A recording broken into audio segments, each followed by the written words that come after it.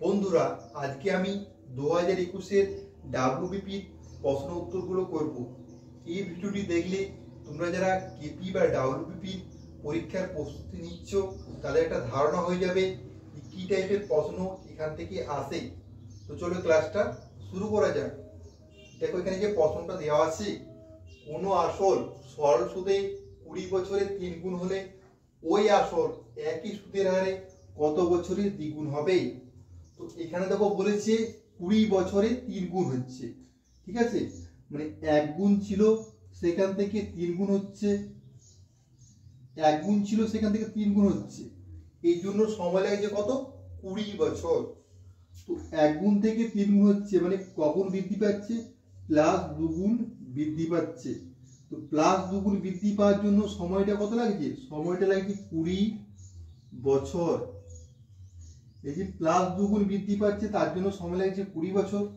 আমাদের বার করতে বলেছে কত বছরে দ্বিগুণ হবে, মানে 1 গুণ ছিল সেখান থেকে দ্বিগুণ হয়ে যাবে, মানে প্লাস 1 বৃদ্ধি পাবে, ঠিক আছে। তো প্লাস 2 এর বৃদ্ধির মান যদি 20 বছর হয়, প্লাস 2 এর মান যদি 20 হয়, প্লাস 1 এর মান কত হবে, প্লাস 1 এর মান হবে 10 বছর। তো 10 বছর হচ্ছে আমাদের অ্যান্সার, ঠিক আছে। তো এটা হলো একটা পদ্ধতি। এর আরো দু রকম পদ্ধতিতে সমাধান করা যায়, এই জন্য সরল সুদের ক্লাসটি অবশ্যই দেখে নেবে। সেখানে 3 রকম পদ্ধতিতে সমাধান করে দেখিয়ে দেওয়া হয়েছে। দেখো নেক্সট যে কোশ্চেনটা দেওয়া আছে, একটি বিড়ালের 5 লাফ যেতে যে সময় লাগে সেই সময়ে একটি কুকুর 4 লাফ যায়, কিন্তু কুকুরের 3 লাফ বিড়ালের 4 লাফের সমান। বিড়াল ও কুকুরটির দ্রুতির অনুপাত কত? তো এই টাইপের অঙ্কগুলো শর্টটিক্সের মাধ্যমে কিভাবে সমাধান করবে চলো দেখে নিয়ে যাক। আমাদের বার করতে বলেছি বিড়াল ও কুকুরটির দ্রুতির অনুপাত। তো আগে আমরা বিড়াল লিখবো, তারপর লিখবো কুকুর, ঠিক আছে। এরপরে এদের দ্রুতির অনুপাত বার করতে বলেছি। তো বিড়ালের 5 লাফ, বিড়ালের জায়গায় 5 লিখবো, বিড়ালের 5 লাফ বলেছে। কুকুরের কি বলেছে 4 লাফ, কুকুর 4 লাফ, কুকুরের জায়গায় 4 লিখলাম। নেক্সট কি বলেছে, কিন্তু কুকুরের 3 লাফ, কুকুরের জায়গায় 3 লিখবো, কুকুরের 3 লাফ বিড়ালের 4 লাফের সমান, বিড়ালের জায়গায় 4 লিখবো, ঠিক আছে। এরপর এদের অনুপাতটা বার করব। তো এটার টিক্সটা কি বলেছিলাম, কোনাকুনি গুণ করবে, ঠিক আছে। এরকম কোনাকুনি গুণ, এরকম কোনাকুনি গুণ। 3 এর সাথে 5 গুণ করলে কত হয় 15, 4 এর সাথে 4 গুণ করলে 16, ঠিক আছে। তো 15:16 হচ্ছে আমাদের অ্যান্সার। এটা হলো শর্টটিক্সের মাধ্যমে বেসিক কনসেপ্টের সাহায্যে কিভাবে করবে তার একটা ক্লাস করে দিয়েছি, সময়ের দূরত্বের ভিডিওটা অবশ্যই দেখে নেবে। একটি দ্রব্য 1754 টাকায় বিক্রি করলে যে লাভ হয় 1492 টাকায় বিক্রি করলে সেই পরিমাণ টাকায় ক্ষতি হয়, তাহলে দ্রব্যটির ক্রয় মূল্য কত? তো এরকম যখন যত তত দেয়া থাকবে বা যত লাভ হয় তত ক্ষতি হয় দেয়া থাকবে, সেই ক্ষেত্রে কি করবে, দুটো যোগ করে 2 দিয়ে ভাগ। তো 1754 যোগ করো 1492, দেখো যত তত দেয়া থাকবে দুটো যোগ করে 2 দিয়ে ভাগ করে দাও, ঠিক আছে। তো এটা যোগ করলে কত হচ্ছে, 4 2 6, 9 5 14, 4 হাতে থাকে 1, 7 4 11, 12 2 হাতে থাকে 1, 1 1 2 3 ডিভাইড বাই 2। তো এটা ভাগ করলে কত হচ্ছে 1623 টাকা। 1623 টাকা হচ্ছে আমাদের অ্যান্সার, ঠিক আছে। দেখো নেক্সট যে কোশ্চেনটা দেওয়া আছে, কোন দোকানদার কি অনুপাতে প্রতি কেজি 15 টাকা ও প্রতি কেজি 12 টাকা দামের ডাল মিশ্রণ করে প্রতি কেজি ডাল 16.50 টাকায় বিক্রি করলে তার 20% লাভ হবে। তো বলেছি 20% লাভ। আচ্ছা 20% লাভ মানে কি, 20% লাভ মানে হচ্ছে 100 টাকা যদি আমি কিনি আর 120 টাকায় বিক্রি করি, সেক্ষেত্রে আমরা 20 টাকা লাভ পাবো, মানে 20% লাভ পাবো। মানে সিপি বা ক্রয় মূল্য কত হচ্ছে 100 টাকা, আর এসপি বা বিক্রয় মূল্য কত হচ্ছে সেক্ষেত্রে 120 টাকা। তাহলে আমাদের 20% লাভ হবে।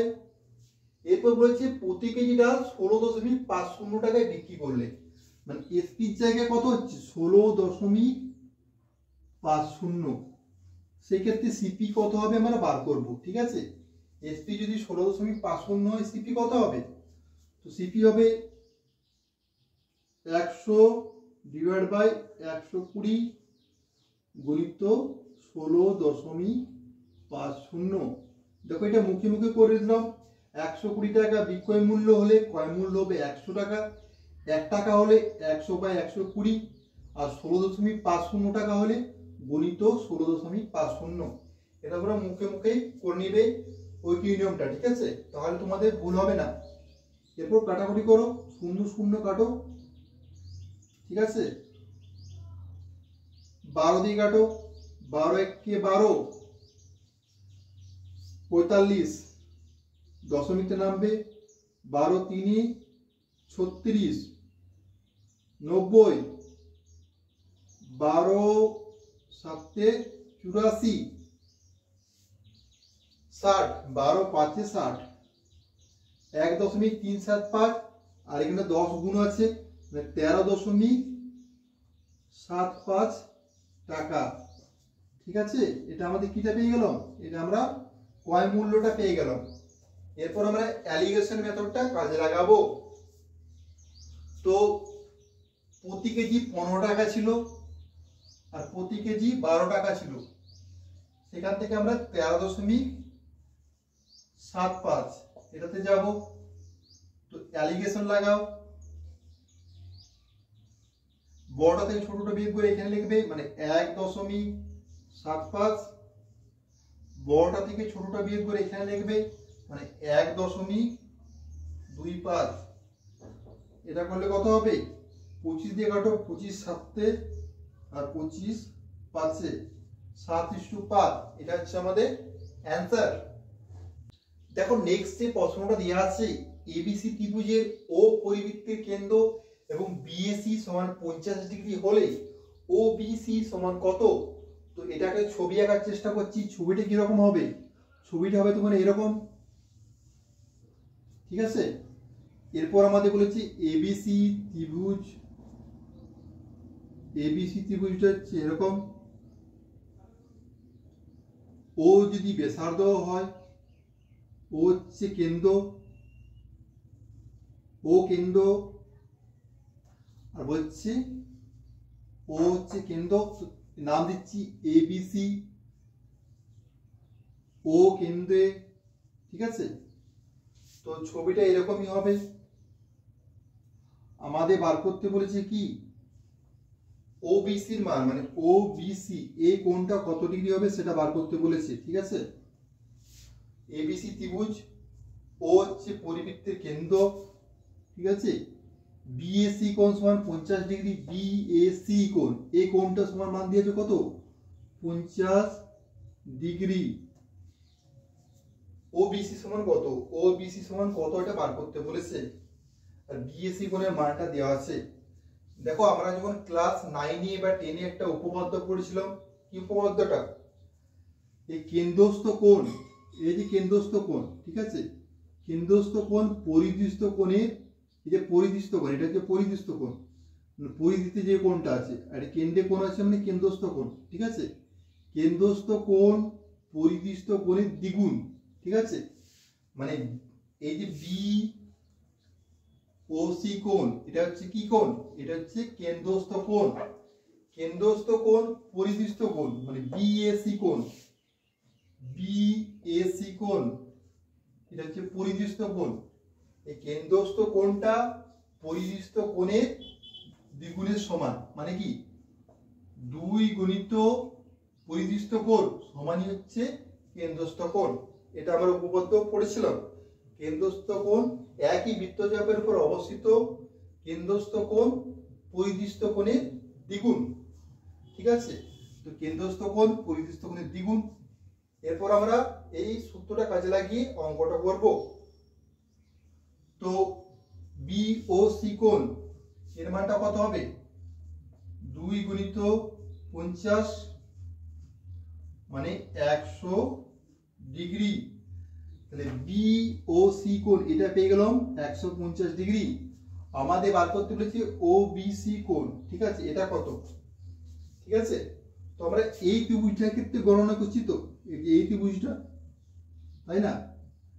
দেখো এই ত্রিভুজটার ক্ষেত্রে ওবি হচ্ছে কি, ওবি হচ্ছে ব্যাসার্ধ আর ওসি হচ্ছে ব্যাসার্ধ। তো ওবি আর ওসি দুটোই যদি ব্যাসার্ধ হয় দুটোই সমান হবে, ঠিক আছে। দুটোই তো ব্যাসার্ধ, দুটোই তো আর, ঠিক আছে, রেডিয়াস।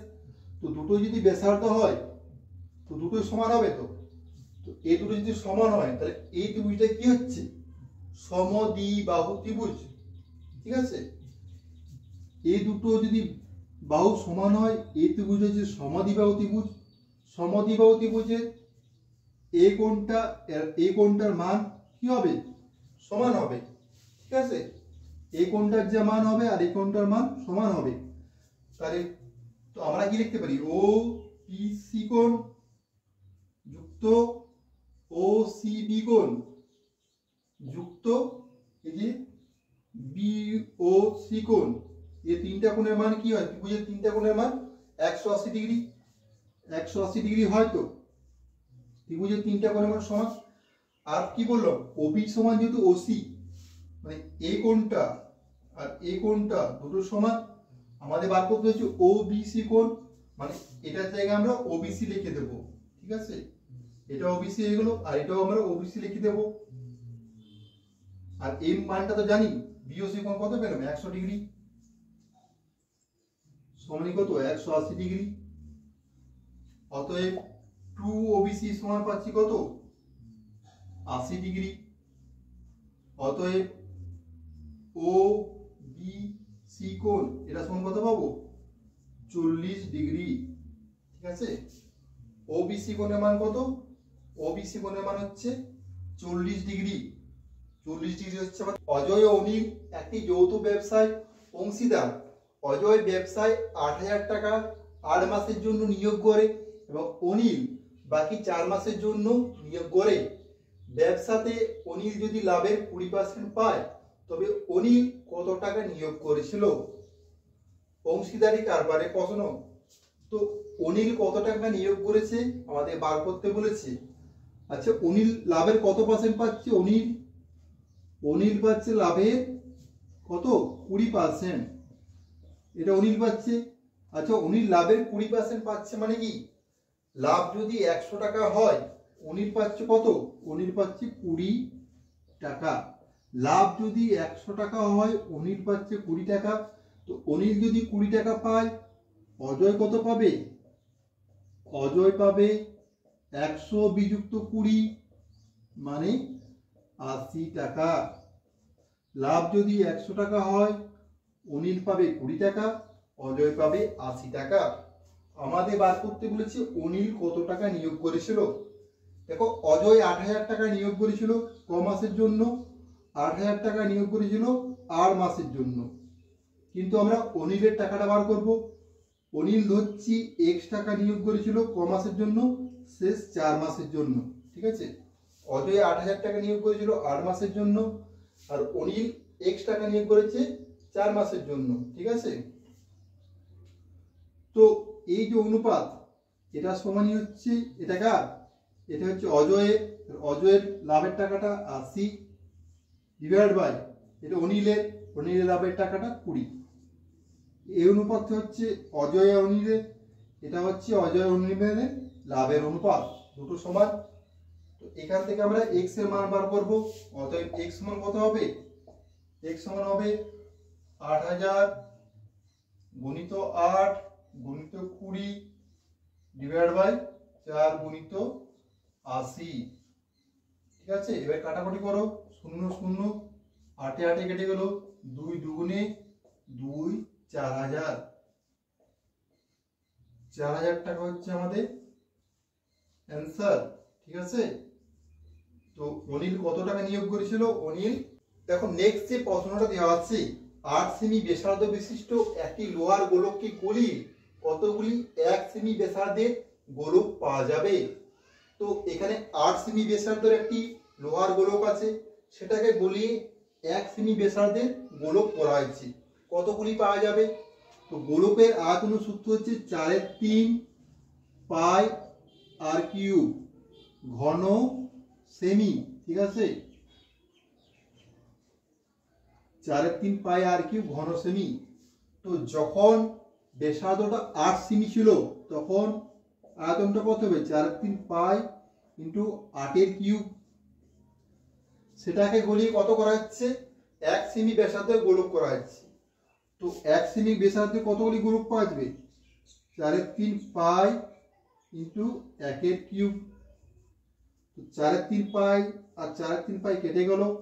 8 কিউব মানে হচ্ছে 512, 1 কিউব মানে 1, 512টি কতগুলি পাওয়া যাবে? 512টি গোলক পাওয়া যাবে, ঠিক আছে। এখানে যে প্রশ্নটা দেওয়া আছে, একটি হোস্টেলে 25 জন ছাত্র ছিল, যদি ছাত্রের সংখ্যা আরো 7 জন বৃদ্ধি পায় তবে হোস্টেলে মেসের খরচ প্রতিদিন 42 টাকা বৃদ্ধি পায়, কিন্তু মাথাপিছু খরচের গড় 1 টাকা করে কমে যায়। তাহলে প্রথমে প্রতিদিনে গড় খরচ কত ছিল, ঠিক আছে। তো এখানে দেখো প্রথমে 35 জন ছাত্র ছিল, পরে আরো 7 জন বৃদ্ধি পেয়েছে, তারপরে মেসের খরচটা প্রতিদিন 42 টাকা বৃদ্ধি পেয়েছে, কিন্তু মাথাপিছু খরচের গড় 1 টাকা করে কমে গেছে। তো এটা আমরা সিকোয়েন্সে সাজাবো, তাহলে অঙ্কটা খুবই সহজে হয়ে যাবে। তো আমি প্রথমে ধরে নিচ্ছি মাথাপিছু ছাত্রের গড় খরচ, মাথাপিছু গড় খরচ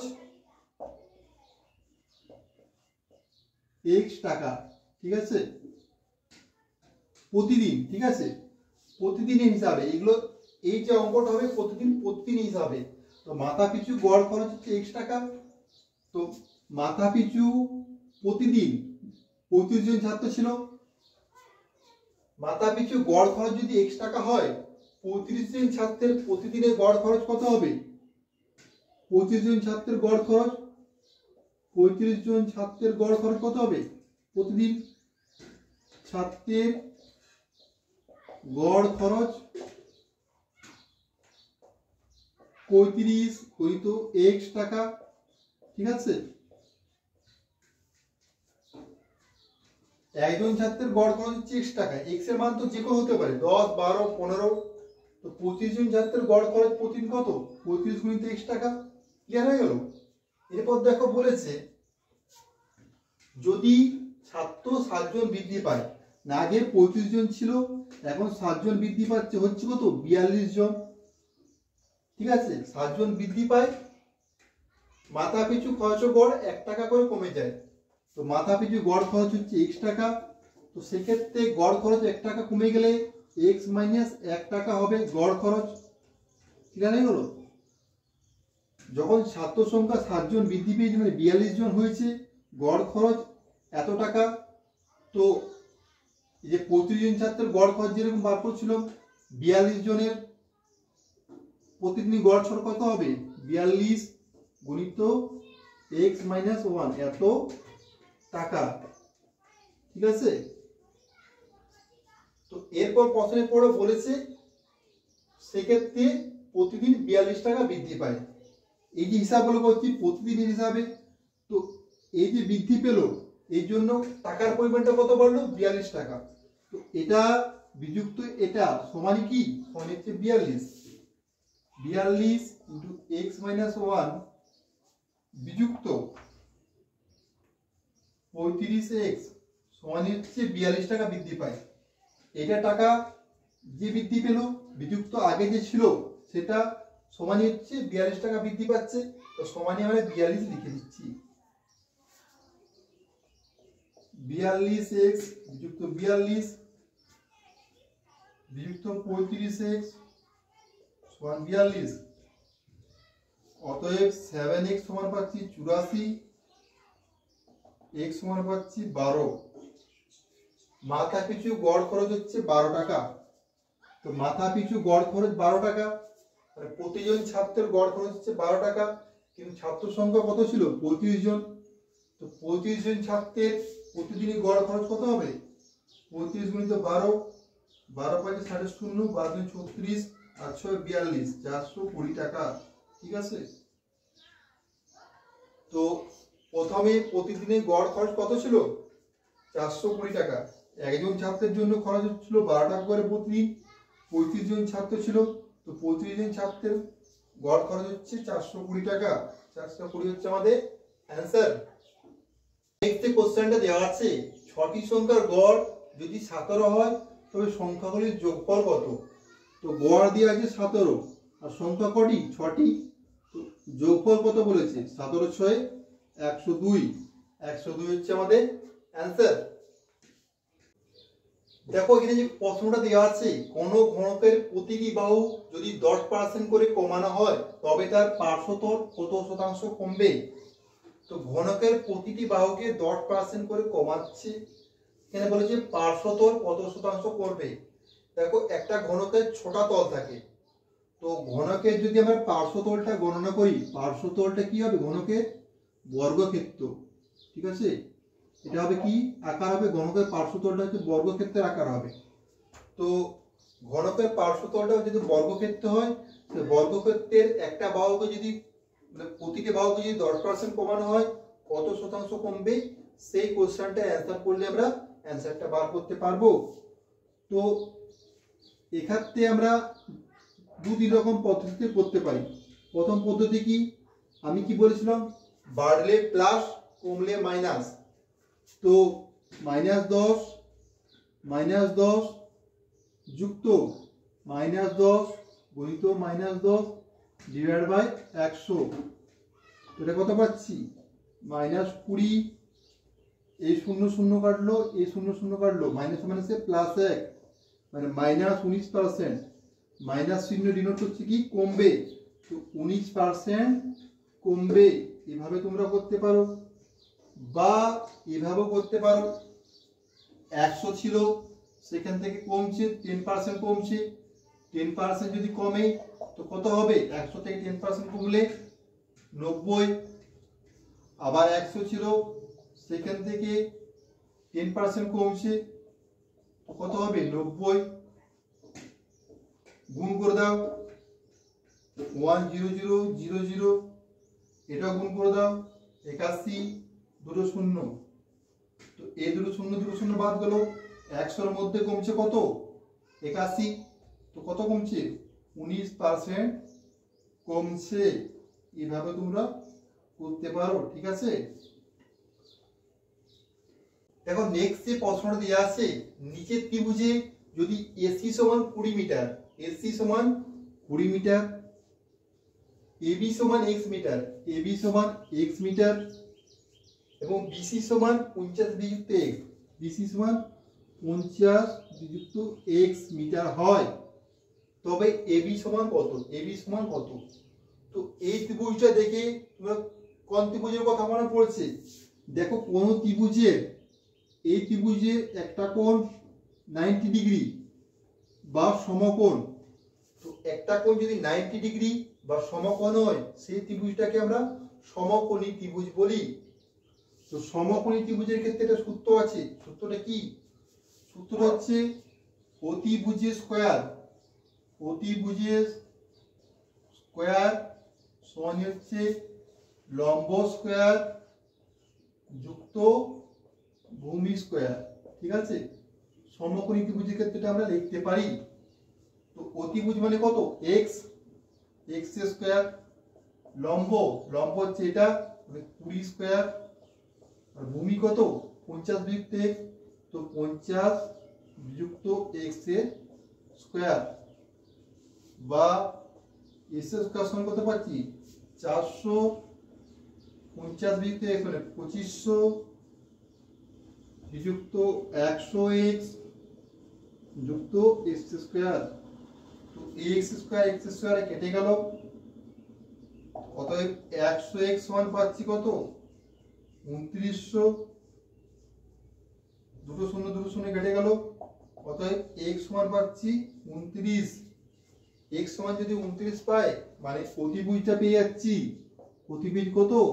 29 মিটার। এটা হচ্ছে আমাদের। দেখো এখানে যে প্রশ্নটা দেওয়া আছে, 15,000 টাকা 2 বছরে একই সুদের হারে যৌগিক সুদ এবং সরল সুদের অন্তর হলো 96 টাকা। সুদের হার বার্ষিক কত ছিল?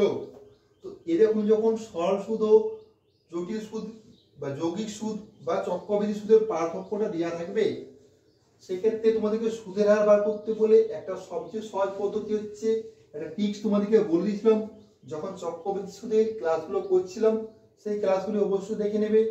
তো সূত্রটা কি ছিল? আসল সমান কি ছিল?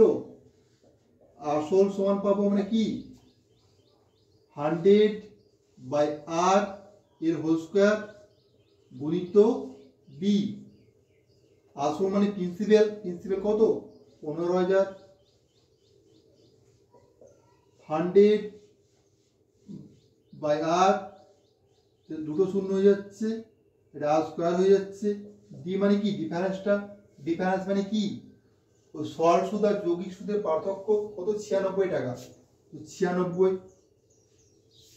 তো এই তিনটে শূন্য একবারে কেটে দাও, অতএব আর স্কয়ার সমান কত পাবো 10 গুণিত 96 ডিভাইডেড বাই 15। ঠিক আছে, এরপর কাটাকুটি করো, 3 32 3 5 5 দুগুণে, অতএব আর স্কয়ার সমান পাচ্ছি আমরা 64, আর সমান পাবো 8%। তো সুদের হার কত? সুদের হার হচ্ছে 8%। তো চক্রবৃদ্ধি সুদের অনেক ক্লাস করা আছে, সেই ক্লাসগুলি প্লেলিস্টে গিয়ে অবশ্যই দেখে নিও। দেখো নেক্সট যে প্রশ্নটা দেওয়া আছে, দুটি সংখ্যার যোগফল 27 এবং গুণফল 182 হলে ছোট সংখ্যাটি কত? তো দুটো সংখ্যার যোগফল মানে এবি যদি দুটো সংখ্যা ধরে নাও, তো দুটো সংখ্যার যোগফল হচ্ছে 27 আর গুণফল হচ্ছে এবি, গুণফল হচ্ছে দেখো 182। ঠিক আছে, দেখো প্রশ্নটা দেখে উত্তর করতে পারবে। তো 27 দুটো সংখ্যার যোগফল 27, একটা যদি আমরা 14 ধরি, একটা যদি 13 ধরি, দেখো এই দুটো যোগ করো 27 পেয়ে যাচ্ছ। আবার 14 আর 13 যদি গুণ করি, দেখো 13 4 52, 2 হাতে থেকে 5, 13 কে 13 5 18, 182 পেয়ে যাচ্ছি। প্রশ্ন দেখে আমরা সহজে উত্তর দিতে পারবো। ছোট সংখ্যাটি হচ্ছে 13 হচ্ছে আমাদের অ্যান্সার। এটা আমরা প্রশ্ন দেখে উত্তরটা দিতে পারবো, না হলে তোমাদেরকে পদ্ধতিতে যদি বলতে হয়, আছে 50 পয়সা আছে, আর কত আছে 25 পয়সা আছে, আর আছে 10 পয়সা। ঠিক আছে, এগুলো যে পয়সাগুলো আছে সেগুলো 50 পয়সা, 25 পয়সা, 10 পয়সা। এরপর তাদের সংখ্যার অনুপাত, ঠিক আছে, নাম্বার সংখ্যার অনুপাত কত দেওয়া আছে 5:8:3। সংখ্যা মানে কি 50 পয়সা আছে 5টা, 25 পয়সা আছে 8টা, 10 পয়সা আছে 3টা। ঠিক আছে, তাহলে যে মূল্যটা কত হবে, মূল্য কত হবে 50 পয়সা যদি 5টা থাকে, মূল্য কত হবে 5 5 25, মানে 2 টাকা 50 পয়সা। ঠিক আছে, 2 টাকা 50 পয়সা আছে, 5টা যদি 50 পয়সা থাকে, মোট মূল্য কত হবে 2 টাকা 50 পয়সা। সেরকম 8টা যদি 25 পয়সা থাকে, মূল্যটা কত হবে 8 × 40, 8 × 16, 2 মানে 2 টাকা হচ্ছে। ঠিক আছে, 25 পয়সা 8টা থাকলে 2 টাকা হচ্ছে মোট মূল্যটা। সেরকম 10 পয়সা যদি 3টে থাকে, মূল্যটা কত হবে, মূল্যটা হবে 30 পয়সা। কিন্তু এগুলো সবগুলো টাকায় করেছি, তো এটাকেও টাকায় করতে হবে। 30 পয়সা মানে ক টাকা, 100 দিয়ে ভাগ করো, মানে 0.3 টাকা। ঠিক আছে, 30 / 100, 0 0 কাটা গেল 0.3 টাকা। তো এরপর আমি মোট মূল্যটা যোগ করছি। ঠিক আছে, মোট মূল্য কত হবে 2 টাকা 50 পয়সা, আর 2 টাকা যোগ করলে 4 টাকা 50 পয়সা। 4 টাকা 50 এর সাথে 0.3 যোগ করছি, মানে কত হচ্ছে 4.80 পাচ্ছি। দেখো মোট মূল্য কত পাচ্ছি, এটা পাচ্ছি 4.80। আর আমাদের মোট টাকার পরিমাণ দেওয়া আছে 144, মানে প্রশ্ন অনুসারে কি এই যে 4.80 সমান কত, সমান হচ্ছে 144। মানে 4.80 মান হচ্ছে 144। তো 4.80 মান হচ্ছে 144। আর আমাদেরকে বার করতে বলেছি কি 50 পয়সার মুদ্রার সংখ্যা কটি। 50 পয়সার মুদ্রার সংখ্যা মানে কি এই 5-এর মানটা আমরা বার করব। 5-এর মানটা 4.80 মান হচ্ছে 144, 5-এর মান কত হবে 144 ডিভাইড বাই 4.80 গুণিত 5। তো দশমিকের পর দুটো সংখ্যা আছে মানে কি হবে ক্যালকুলেশন করলে 144 গুণিত 500 ডিভাইড বাই 480। ঠিক আছে, দশমিকটা উড়িয়ে দিলাম, শূন্য শূন্য কাটলো 48, 3 5 150টি। তাহলে 50 পয়সার মুদ্রার সংখ্যা কয়টি? 50 পয়সার মুদ্রার সংখ্যা হচ্ছে 150টি। ঠিক আছে, দেখো এরকম একটা ইকুয়েশন দিয়ে আছে, এখানে আমাদেরকে x এর মানটা বার করতে বলেছে। তো আমরা মানগুলো জাস্ট বসিয়ে দেবো। tan 45 এর মান কত? tan 45 এর মান হচ্ছে 1 লিখে দিয়েছি, গণিত sin 30 ডিগ্রি, sin 30 ডিগ্রি মান হচ্ছে 1/2 লিখে দিয়েছি, cos 30 ডিগ্রি, cos 30 ডিগ্রি মান হচ্ছে √3/2 লিখে দিয়েছি, tan 30 ডিগ্রি মান হচ্ছে 1/√3। ঠিক আছে, এই √3 কেটে গেল, অতএব x সমান কত পাবো 2/2, 2 কেটে গেল 1, অতএব x সমান 1। দেখো নেক্সট যে প্রশ্নটা দেওয়া আছে, x একা কি একটি কাজ 20 দিনে করতে পারে, আবার b একা সেই কাজ 30 দিনে সম্পূর্ণ করে, দুজনে একসাথে কাজ করলে ওই কাজ কত দিনে সম্পন্ন হবে। তো এটা টিক্সটা কি বলেছিল, উপরে দুটো গুণ করে দেবে আর নিচে দুটো যোগ করে দেবে যখন একাকে থেকে একত্রে যাবে। 20 × 30 ডিভাইড বাই 50, 0 0 5 4 4 3 12।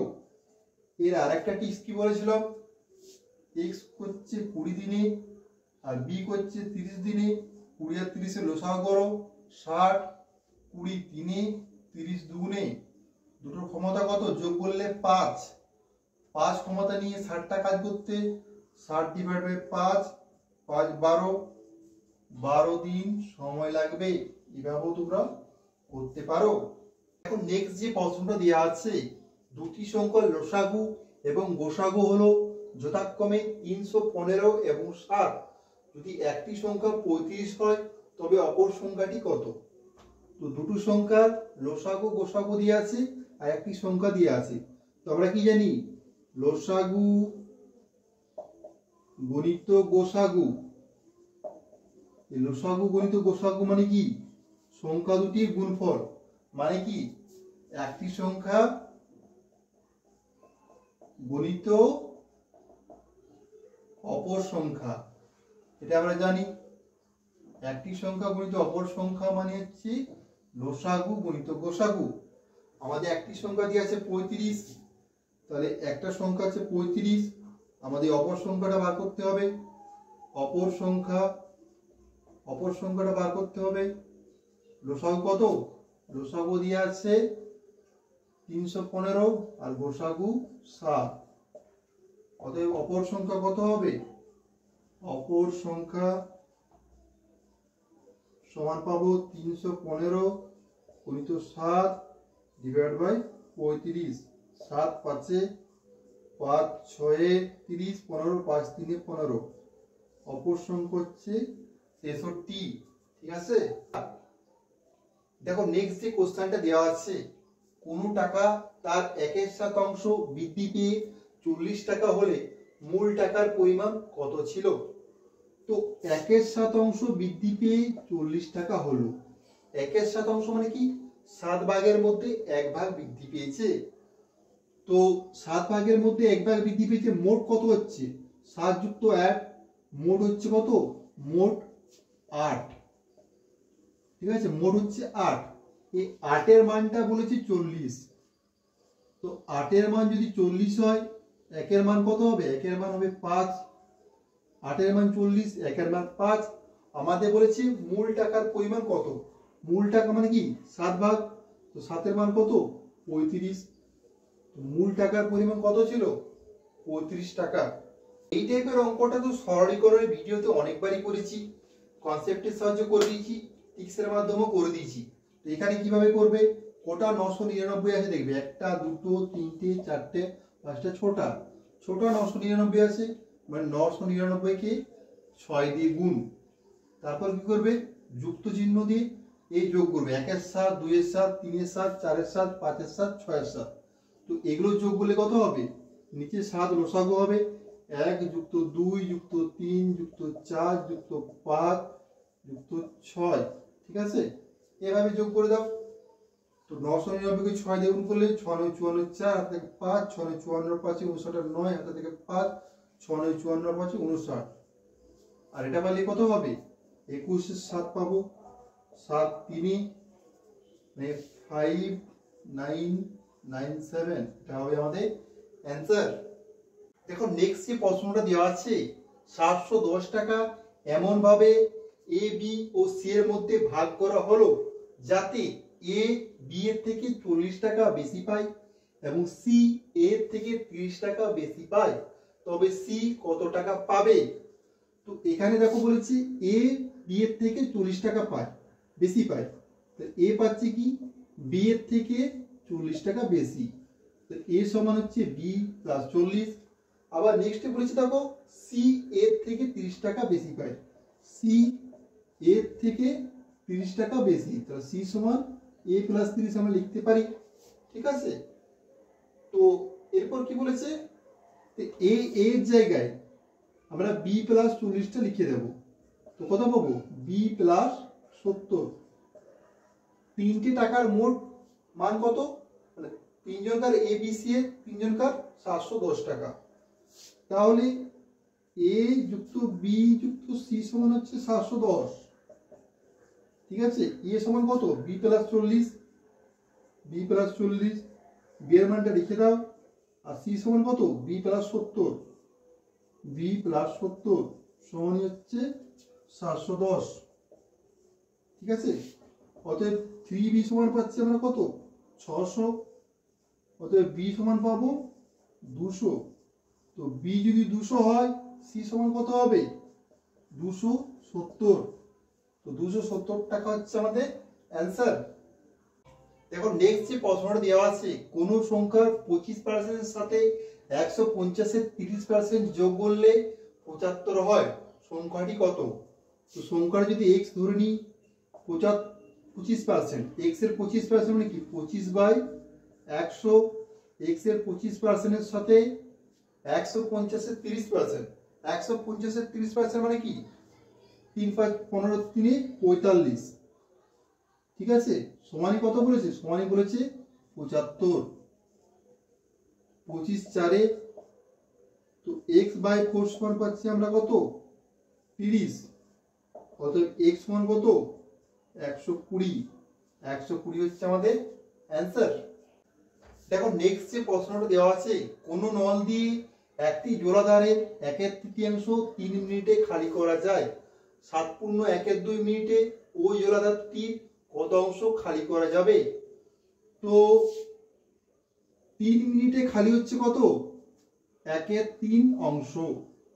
3 মিনিটে যদি খালি হয় 1/3 অংশ, 7 দুগুণে 14, 15 2 মিনিটে কত খালি হবে সেটা বার করতে বলেছে।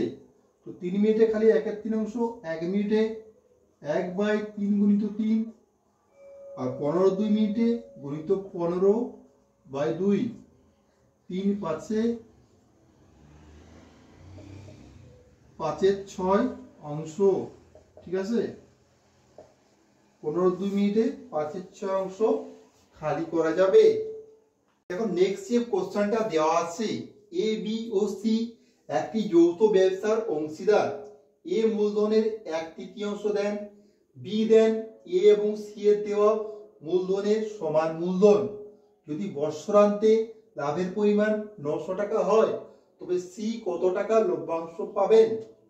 ঠিক আছে, তো আমরা যে লাভটা নির্ণয় করব সেটা মূলধনের অনুপাতে নির্ণয় করব, সেই অনুযায়ী আমরা লাভটা পাবো। ঠিক আছে, এখানে দেখো বলেছি বি দেন এ ও সি এর মূলধনের সমান, মানে বি সমান কি লিখতে পারি, বি সমান হচ্ছে এ প্লাস সি, মানে বি যতটা লভ্যাংশ পাবে এ আর সি দুজন মিলিয়ে ততটাই লভ্যাংশ পাবে। তো মোট যদি লভ্যাংশ 900 টাকা হয় তাহলে বি পাবে 450 টাকা আর এ প্লাস সি দুজন মিলে পাবে 450 টাকা, তাই না? বি সমান যেহেতু এ প্লাস সি, তো বি এর মানটা আমরা পেয়ে গেছি। এবারে এ আর সি এর মানটা আমরা নির্ণয় করব।